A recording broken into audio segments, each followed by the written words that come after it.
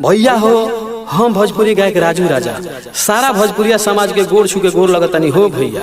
देखी आजकल जौन माहौल चलता खाली ढोरी वाला सबसे पहले केहू ढोरी के चाट के चल गई, ओकरा बाद भौजाई लोग के तर बहारे हो गई हो भैया।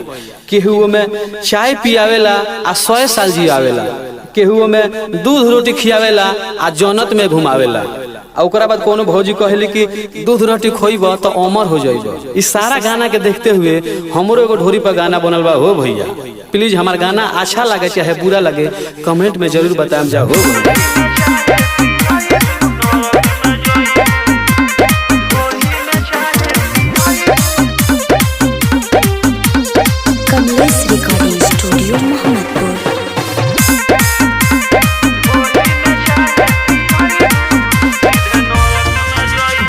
ढोरी में चाय पियबू सीधे नरक में जइबू। अरे भौजी सुना तारू हो, अपन दूध के फैक्ट्री देखइबू सीधे नरक में जइबू।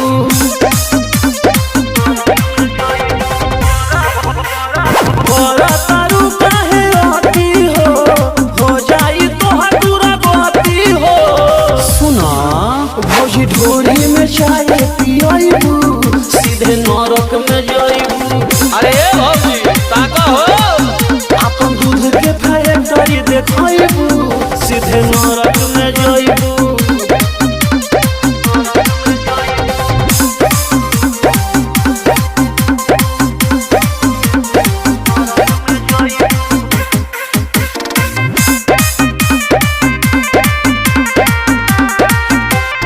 कटेलू ढोरी के नाश हो, एही में हुरा जाई बास हो। सारा उपाय हो जाई हो भौजी, का बुझाए। कटेलू ढोरी के नाश हो, एही में हुरा जाई बास हो। हलाली देव से चटवाइबू सीधे नरक में जइबू। भौजी ढोरी में चाय पियबू सीधे नरक में जइबू।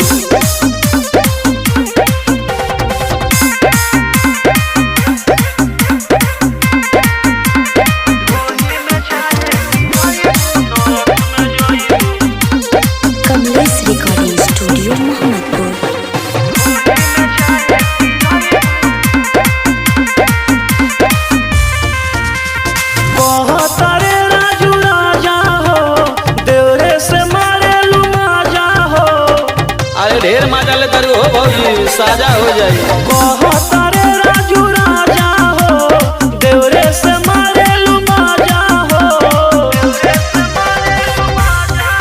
माइनस में प्लस तू सटाइबू सीधे नरक में जइबू। भौजी ढोरी में चाय पियबू सीधे नरक में जइबू।